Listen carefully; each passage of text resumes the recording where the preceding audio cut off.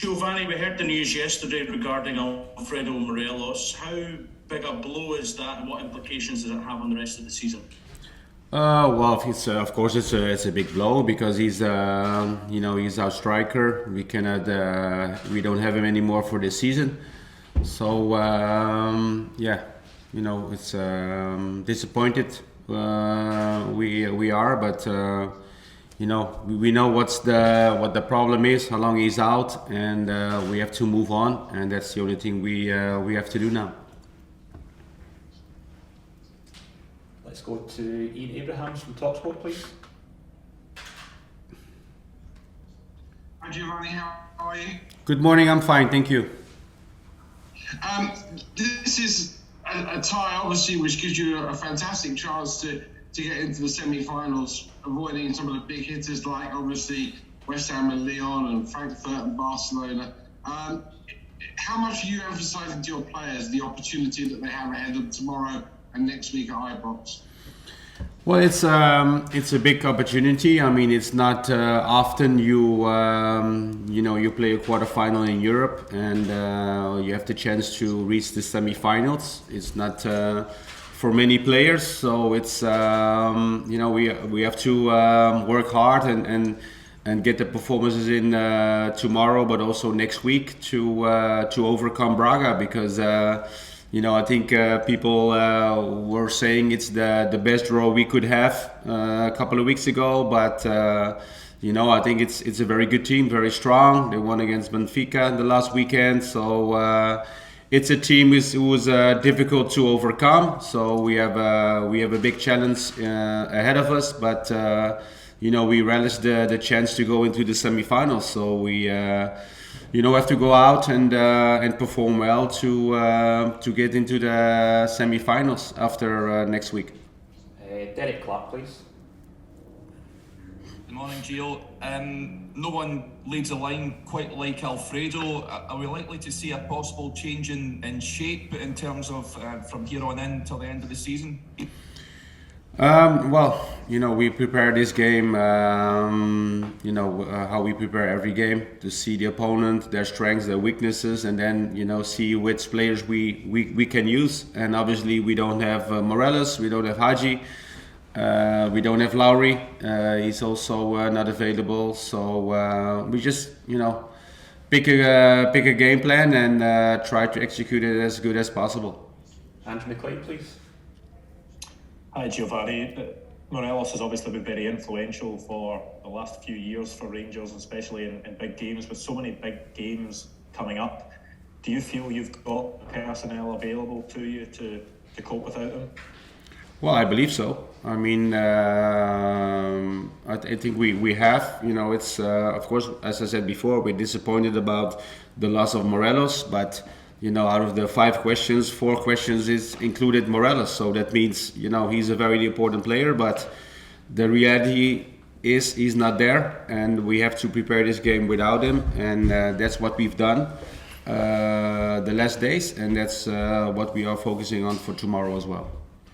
Calvin has also joined us, so if you wish to ask Calvin a question, just let us know you'd like to do so. We'll move on to Ronnie from STV. Hi Giovanni, I just wondered, full time on Sunday, you asked your players, not to give up and keep fighting. I just wonder how the reaction to that has been from the players in the training ground since the game and up into this match coming up against Braga.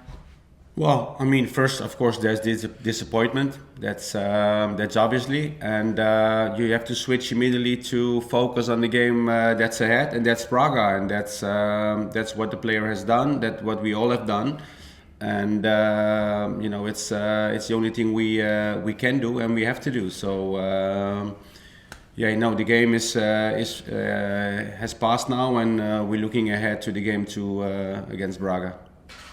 Colin McMillan, hand. Morning, Giovanni. With the Scottish Cup and the Europa League realistically now our probably best option for success this season, will that change how you use your players and pick them? And will it potentially make a few more opportunities in the league perhaps for some of the younger players that are trying to break through and establish themselves? No. We just go out every game and try to win it with the best possible and strongest team we have. You know, we still in all competition, as you said. Of course, the league is going to be more difficult now, but you know, we have to keep going. So there's no chance I will play with a weakened team on Sunday. But the focus now is on Braga, and then after that we switch back to St Mirren. Michael Grant, please. Hi, Gio. Have you kind of stressed to the players what an incredible opportunity this is for them, because it's rare for a Scottish team to go this far into the European competitions?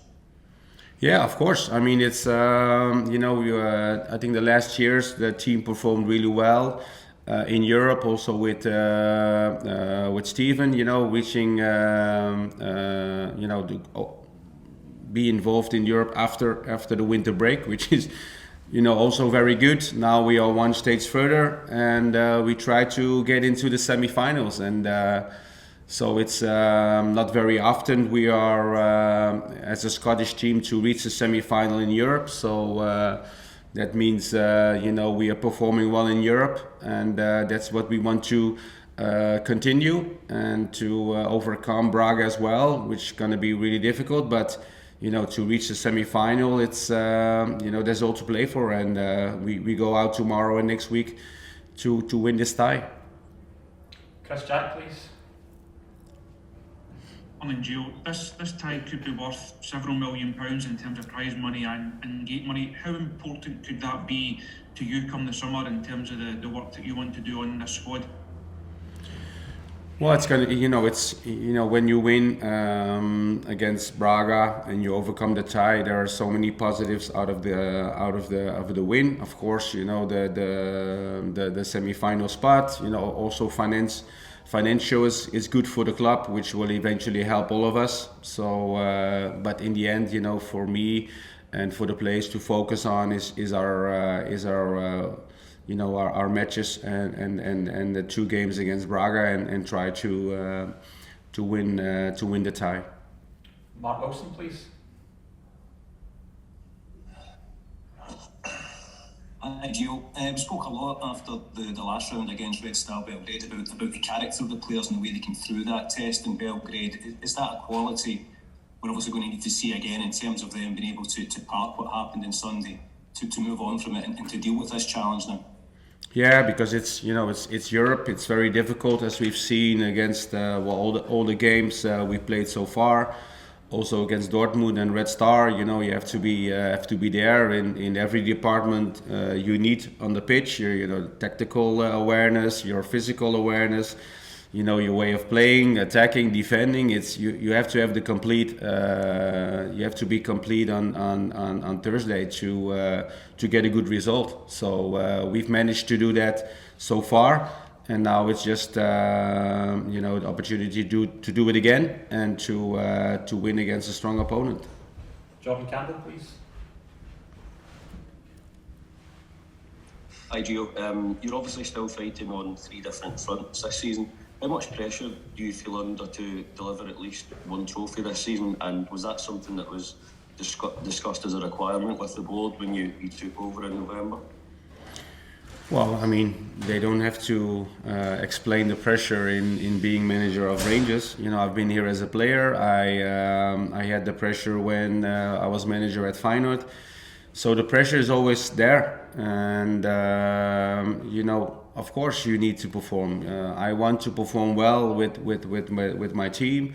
The players want to perform well, and that's what we are trying to do and work hard for. And then, you know, of course, in the end, you want to have silverware. I mean, that's why you work hard all season, and that's what we are gonna do until the end of the season.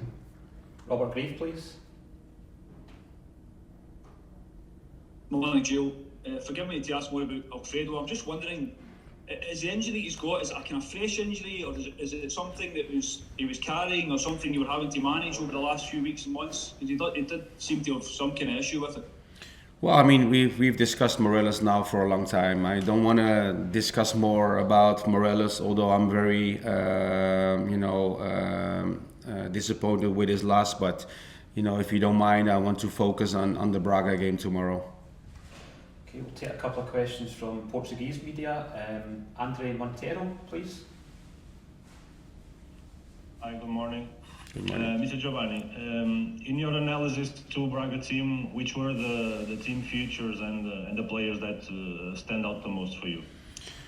Well, I mean, it's. I don't think Braga is a team who you can pick like one player. I mean, it's we watched a lot of the matches, of course, also the matches in Europe, but also the game against Benfica. It's for me, it's a strong opponent. Portuguese teams are always strong. It's always difficult to overcome them. So I think their team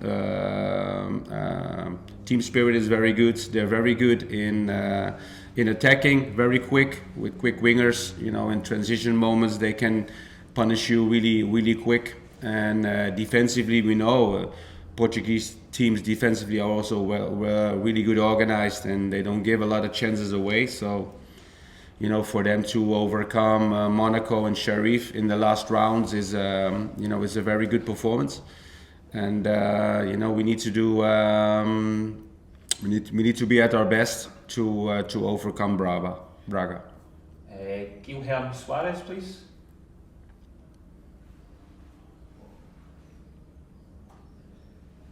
Good morning. Can I make the question in Portuguese and translation? Yes. Yep. Yes. Swap over.